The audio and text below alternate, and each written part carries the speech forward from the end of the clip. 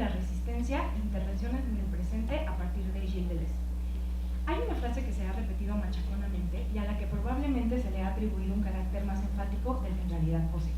Tal vez un día el siglo será deleuziano, reza la expresión de Michel Foucault. Por más que acudamos a ella y aunque parezca sencillamente ensalzar el pensamiento de Gilles Deleuze, lo cierto es que ese tal vez, muchas veces omitido al citar la frase, abre espacio para pensar que más que un designio oracular es una investigación. ¿De qué manera es que tal vez un día el siglo será deleuziano? Es fácil advertir un primer sentido que todos estamos atestiguando y a que contribuimos con este encuentro: la popularidad de la obra deleuziana que se derrama más allá de los linderos de la filosofía. Vemos cómo quienes piensan el cine, la plástica y los que se dedican a las ciencias sociales incorporan conceptos deleuzianos en su discurso, realizando en algunos casos aquellas conexiones a las que el filósofo convoca en Rizoma, texto manifiesto harto provocador y seductor que pide ser usado con un solo criterio expreso de corrección: no suscitéis un general en vosotros. Existe, en segundo lugar, la cuestión de la actualidad del pensamiento del filósofo francés, que más allá de su cercanía con nuestro tiempo, nos atrae con el potencial de los conceptos, percepciones y figuras que pueblan sus obras para leer y experimentar el presente. Esta actualidad, no obstante, tendríamos que entenderla como un camino de ida y vuelta, que la haría más bien actualización, y que nos ubicaría en el lugar de un encuentro, en el sitio del movimiento, en la articulación de discursos y estados de cosas, para colocarnos claramente lejos de una comprensión dicotómica que dejaría el movimiento, la acción y el valor de un solo lado. Esta comprensión de la actualidad de Gilles Deleuze nos dirige al tercer sentido, en el que tal vez un día el siglo será deleuziano, y es la posibilidad de encontrar en el pensamiento de Gilles Deleuze estrategias de intervención en el presente, es decir, si es posible producir resistencia en nuestro contexto particular a partir del pensamiento de Deleuze, y qué formas podría tomar tal ejercicio de experimentación. En esta búsqueda va también la justificación del proyecto que ahora nos convoca y que llevamos un tiempo pensando: llevar nociones como agenciamiento y multiplicidad al ámbito de la economía o de la investigación sobre la economía, realizando una relectura del concepto de desarrollo. Para dilucidar cómo es posible un proyecto tal, antes habrá que pensar las relaciones entre pensamiento, estética y política, tal y como acontecen en el pensamiento del filósofo francés. La comunicación entre estos tres territorios de prácticas y discursos tiene muchos y valiosos acercamientos en las filosofías del siglo XX y del nuevo siglo. Pensar cómo inciden las artes en el contexto histórico, qué valores estético-artísticos han sido reapropiados por el poder o empleados para resistirlo, o qué formas de arte reproducen y fortalecen o bien critican cierto régimen, son todas cuestiones importantes que la filosofía ha hecho notar. Lo que interesa, sin embargo, es la manera singular en que la relación entre filosofía, estética y política tiene lugar en el pensamiento deleuziano. Ella nos dará la clave para problematizar aquello que queremos pensar. ¿Qué estrategias de resistencia encontramos en la obra de Gilles Deleuze? Para comprender la forma en que la estética y la política están implicadas entre sí y se vuelven necesarias en el pensamiento del filósofo, conviene leer con atención a la doctora Amanda Núñez, que en su texto La ontología menor de la política a la estética afirma que un pensamiento tal, cito, el ser es una cuestión de creatividad, de potencia y no de esencias dadas de antemano. Fin de la cita. De modo que la ontología deviene una cuestión de creatividad, que conecta con campos como el arte, la ciencia y la política de manera transversal, no por referirse a ellos, sino por compartir todos estos la potencia creativa, si bien cada cual con sus propios recursos, herramientas y creaciones, como deja claro el deslinde que llevan a cabo Deleuze y Guattari, que es la filosofía. La estética no es, pues, prerrogativa de un campo de pensamiento, sino que se refiere a una potencia, a saber, la potencia creativa. Es ella la que hace que todos los actos creativos se conecten transversalmente, como enfatiza Núñez, y da lugar a que estos campos dialoguen directamente uno con otro, en tanto creativos, sin que ninguno subsuma a otro. Ahora bien, el espacio para dicha potencia creativa surge del devenir menor tanto de las artes como de la filosofía o de las ciencias. La autora sugiere que la minorización tiende y desemboca en un sistema abierto, inmanente y unívoco. De este modo, puede entenderse que el pensamiento menor, en cualquiera de sus modos, no sea ya reproductor de modelos, sino que echa abajo estructuras previas y sea, en esa medida, necesariamente creativo. Y es a ello justamente a lo que hace referencia la estética en el contexto que ahora nos atañe. Resulta imprescindible aclarar su sentido, pues el término suele oscilar entre una teoría crítica o normativa de las artes y una teoría de la sensibilidad, y aunque Deleuze pasa también por estos puntos, según la lectura de Núñez, la estética, tal como aparece en el devenir menor de la ontología, se refiere primordialmente a la potencia creativa, que remite en última instancia a la alteración de espacio-tiempo. Cito: en efecto, en Deleuze, la ontología no es una disciplina separada de la política o de la estética. Por ello, para tener efectos reales, debe basarse en las circunstancias y, sobre todo, debe apegarse a no estructurar el ser a imagen y semejanza de lo que hay con sus jerarquías y poderes fácticos. Fin de la cita. En relación con la anterior cita, cabe volver sobre una idea expresada en lógica del sentido, que es definitiva para estudiar el pensamiento estético en Deleuze y que revela su carácter eminentemente político. Si bien el espacio y el tiempo como cuestiones estéticas están patentes en el pensamiento de Kant, el giro que el pensador francés introduce consiste en remitir los espacios y tiempos a los estados de cosas, al contexto, a lo fáctico. Cito: la estética sufre una dualidad desgarradora. Designa, por un lado, la teoría de la sensibilidad como forma de la experiencia posible. Del otro, la teoría del arte como reflexión de la experiencia real. Para que los dos sentidos se reúnan, es preciso que las condiciones de la experiencia en general devengan ellas mismas condiciones de la experiencia real. La obra de arte, por su parte, aparece entonces realmente como experimentación.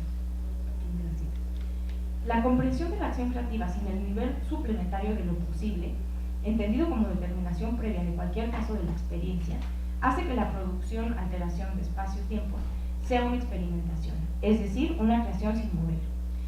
Pero si esto es así y no hay ya aquel nivel al cual remitir las alteraciones, estas acontecen en la vida misma.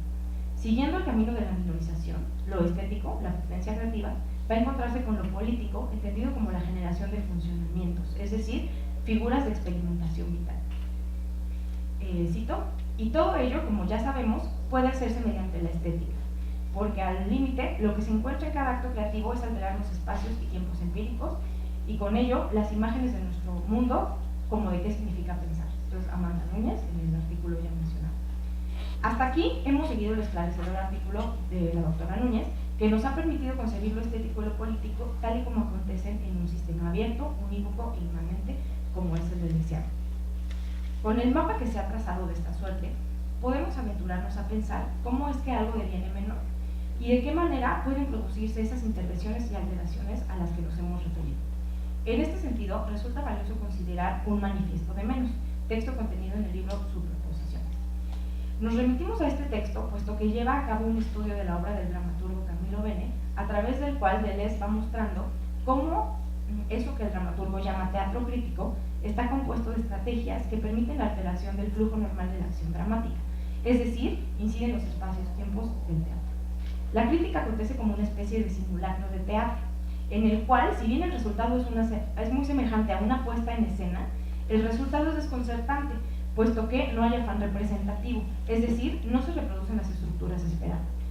Esto se logra mediante recursos o fórmulas tales como la afasia desde el punto de vista del habla, el impedimento de la acción atendiendo a los movimientos sobre el escenario y la sustracción de los elementos de poder, la amputación de personajes completos por la función de autoridad que cumplen dentro de la obra. A través de todas estas estrategias, lo que se logra es salir del ámbito de la reproducción de estructuras dadas de antemano, es decir, el teatro deviene experimentación y en esa medida menor. Cito: habría como dos operaciones opuestas. Por un lado, se eleva hacia el mayor. De un pensamiento se hace una doctrina, de una manera de vivir se hace una cultura, de un acontecimiento se hace una historia. Se pretende así reconocer y admirar, pero de hecho se normaliza. Entonces, operación por operación, cirugía contra cirugía, se puede concebir lo inverso. ¿Cómo minorar? Término usado por los matemáticos. ¿Cómo imponer un tratamiento menor o de minoración para desprender devenires contra la historia, vidas contra la cultura, pensamientos contra la doctrina, favores o desprecios contra el dogma? Esto es de Deleuze y Bene en Superposiciones. Cabe destacar que menor y mayor se expresan aquí como operaciones e incluso usos, cuando Deleuze los remite a las lenguas. Con ello, destaca la necesidad de crearlos, de producirlos a partir de aquello en lo que se está, es decir, de un estado de cosas, con una distribución dada y una serie de funcionamientos previstos. Esto es, que ya siempre se agencia entre agenciamientos. Ocurre así en el teatro, en las lenguas, en la literatura y también en la filosofía y en la política. No hay, pues, obras, lugares o individuos que sean de suyo menores o mayores. Se elevan o se minorizan, se minoran, también es el término que ocupa Deleuze, a través de prácticas de todo tipo. Así pues, ningún territorio es despreciable como potencial espacio de resistencia. En el mismo sentido, no por encontrarse en el lado más débil de un binomio impuesto por una elevación, quiere decir que se es menor. Así pues, la conceptualización mayoritaria del amo y el esclavo, o del rico y el pobre, no hace del pobre ni del esclavo menores. Antes bien, son mayores porque responden a un patrón o medida según la cual no salen victoriosos, pero que no por ello dejan de estar elevados. Este punto es de radical importancia para pensar la resistencia, puesto que la sola conceptualización en estos términos dicotómicos en cualquier ámbito condiciona nuestras posibles intervenciones críticas en el presente. Esto teníamos en mente cuando comenzamos a colaborar con el proyecto de investigación, agenciamiento de desarrollo, en el marco del cual alegremente se efectúa este encuentro el día de hoy. Creo que hay también otro proyecto, perdónenme, no tengo los nombres completos de ambos. La cuestión era pensar el desarrollo, un concepto cargado de nociones modernas vastamente criticadas, vinculado con el poder fáctico y que parece negar siempre las potencias de todos aquellos que vivimos el subdesarrollo. Entonces recordamos la afirmación de Deleuze y Guattari en qué es la filosofía. Hasta la historia de la filosofía, señalan, carece del todo de interés si no se propone despertar un concepto adormecido, representarlo otra vez sobre un escenario nuevo, a una costa de volverlo contra sí mismo. Desde entonces, nuestro interés ha sido intervenir críticamente el concepto de desarrollo, lo cual implica tener en cuenta lo que someramente he intentado exponer en esta intervención. La primera tarea ha sido, por supuesto, no suscitar un general en nosotros, personaje mayoritario que nos susurraría al oído. Nada tiene que hacer la filosofía en una investigación de campo. No tiene por qué escuchar pláticas sobre el cultivo de durazno o la cría de conejos. Frutas y animales no pueden interesarle, como no sea para pensar su esencia o su lugar como mercancía. Sin embargo, es patente en cuántas prácticas se efectúa día a día el cuerpo sin órganos del que habla Deleuze, y cuántas de ellas transcurren en el límite de lo perceptible, al menos desde el armazón teórico con que nos acercamos a ellas o por el cual renunciamos a ese acercamiento. Ellas son experimentaciones, en el mismo sentido que lo son los conceptos que intentamos crear, criticando otros. Es por ello que, como el cine dialoga con la filosofía, desde su potencia creativa, lo hace la política, en su forma de comunidad de agricultores o de asociación de creadores de conejos. Dialoga con la filosofía también. Hay en efecto preocupaciones compartidas, una misma potencia que conecta transversalmente, y no la hay, por supuesto, en todos los casos. Sería entonces una visión inocente, por decirlo menos. Solamente en aquellas prácticas que han logrado, por ejemplo, no reproducir todas las estructuras del sistema de producción, sino intervenirlo con su propio hacer.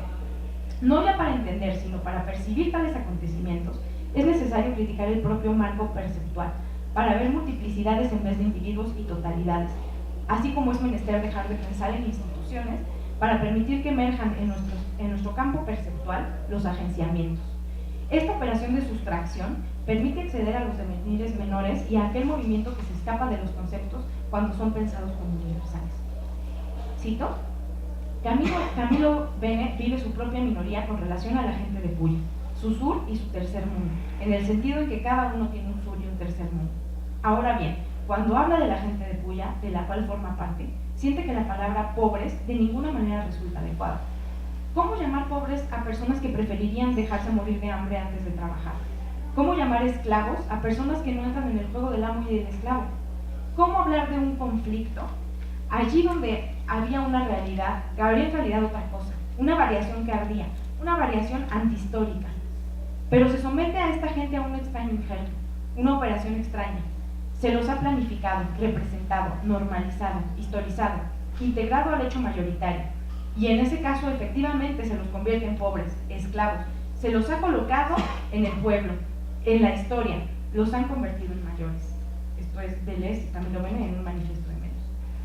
Ante tal elevación mayoritaria, la resta de los conceptos entendidos como totalidades universales puede generar, pensamos, un espacio para la resistencia, de modo que podamos finalmente volver conceptos trabajados mayoritariamente y erigidos en patrón de medida, como es el caso del desarrollo, contra sí mismos. Es en este ejercicio de experimentación, con aliados que parecen lejanos, pero se conectan intensivamente, desde los deseos que compartimos, que quisiéramos pensar que tal vez un día el siglo será deseable. Muchas gracias.